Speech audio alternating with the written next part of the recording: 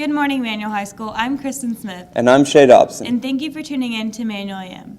If you're interested in attending JCPS's Idea Fest on March 4th, apply at tinyurl.com/DMHSIdeaFest. Sophomore Steering Committee will meet in room 154 on Monday, February 8th to paint signs for basketball homecoming.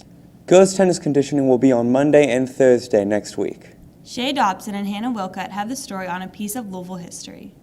Old Louisville is one of the longest-lasting Victorian neighborhoods in the entire United States, with many historic buildings, most notably the Pink Palace. In 2005, I wrote my first book. It was called Ghosts of Old Louisville, and it was well received around here, so much so that people asked me to start writing more stories, and so in 2006 I wrote kind of a follow-up. It ended up being a second volume in a 3-part series, and it was called Phantoms of Old Louisville.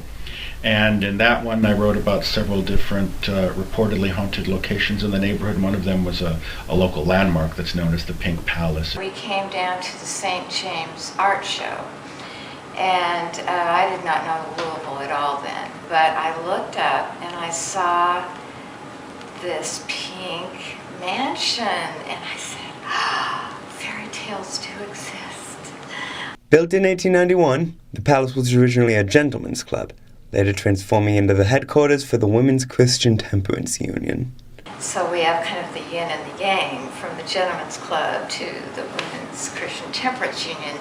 And they painted it pink evidently to separate it, distance it from its sordid past.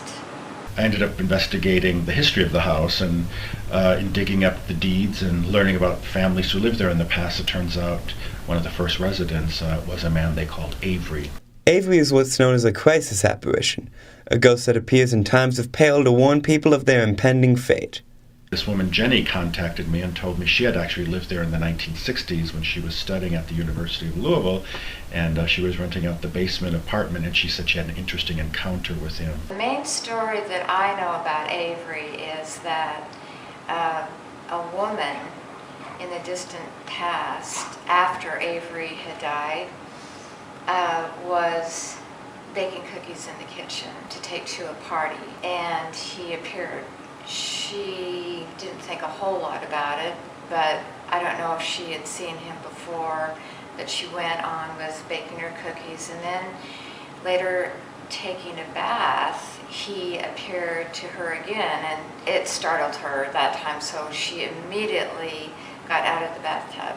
There were 2 burglars outside, and one of them had thrown a big slab of concrete through the window as a way of breaking in, and Jenny said had she not gotten up a couple seconds before, it would have killed her, and so she credited Avery with saving her life. I have not met Avery. However, one of our kids who lived on the 3rd floor in the bedroom with the turret has said that his closet door, which closes tightly, when he's been in there reading, has been known to spring open. This has been Shay Dobson from Manual AM. With the second semester in full swing, Savannah Shank and Peter Champelli have tips for the juniors about applying to college. Juniors. It's about that time where you'll start hearing about college, whether it be from annoying relatives or well-meaning teachers just trying to give you a head start. The truth is, I was once an almost senior, very confused about the college application process. So this guide is going to provide you what I wish I had, a simple guide hitting on the most important details of the college application process. First step, narrow your choices.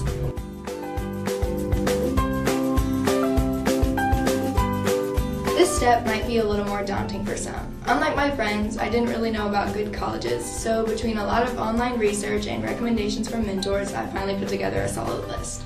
Next, you'll need to polish your web presence. This can be a fun and easy step, and it really just consists of you polishing up your social media accounts, creating a good-looking resume, and updating your website if you have one. On to the infamous red folder that you'll receive from your counselors. This folder has a lot of good information that you should keep, but most importantly, it has your senior questionnaire. Your senior questionnaire becomes important for your counselors to write great recommendations for you, and it also gets you in the essay writing mindset for the rest of your application process. Also in the red folder is your Parchment information. Parchment and the Common application are the two most important websites you'll need throughout the process, and Parchment is mostly for sending transcripts. Now for the Common app. You should congratulate yourself on getting this far, especially if you do it in the first 2 months of senior year. That's awesome. All you should do at this step is register, add your colleges, and then fill out the main form of the Common app. It'll take a while, but it's easy and you'll be glad you did it. Next step is to make a to-do list for each college. Look at the application information on their website and then cross-reference it with what you find on the Common app. At the end, you should have a list of everything you'll need to do. You also need to make note of any colleges that aren't on the Common application, and you might want to add information for school scholarships at this point.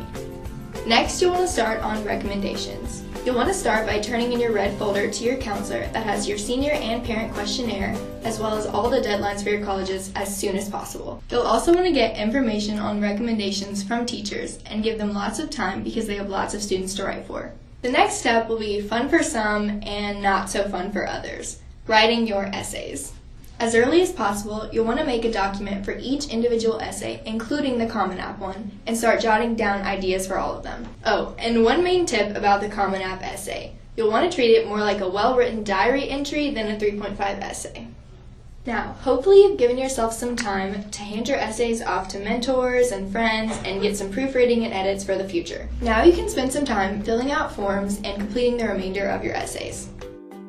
If you haven't already, set concrete deadlines. I completed my applications in groups of 3s and I got most of them submitted before the actual deadline.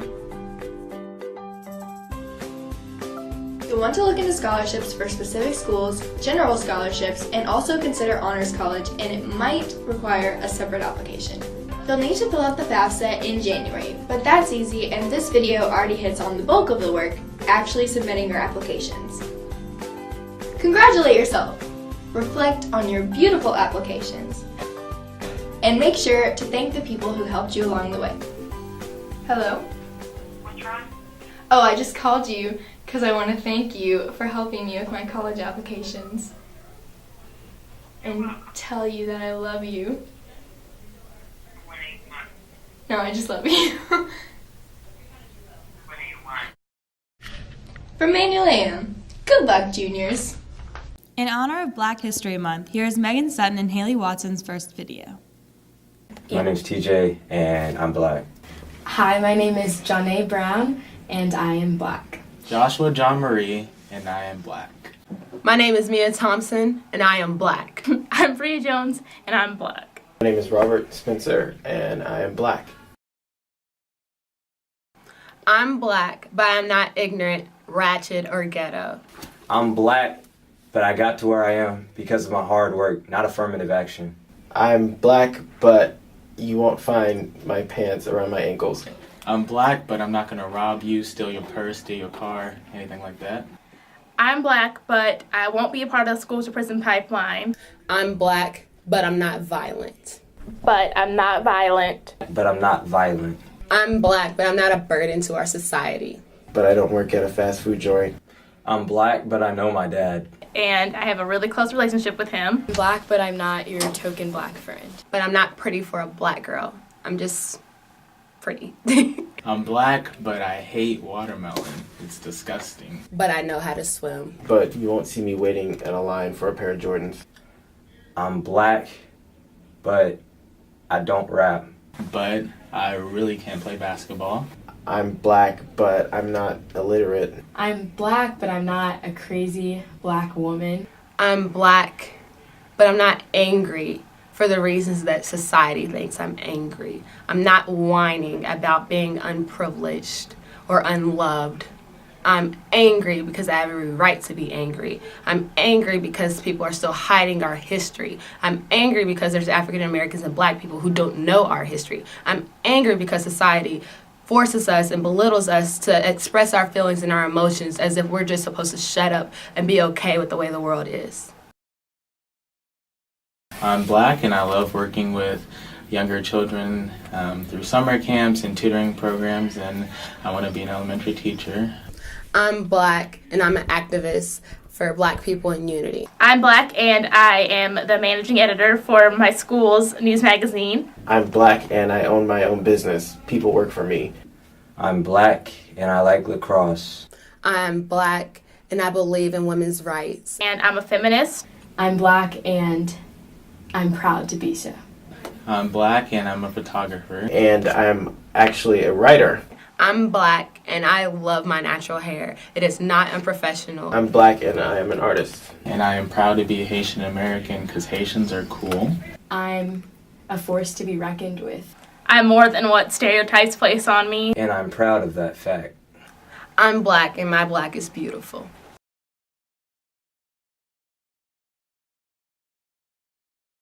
Those are all of your announcements for today. Thanks for watching, and have a great weekend, Manual High School.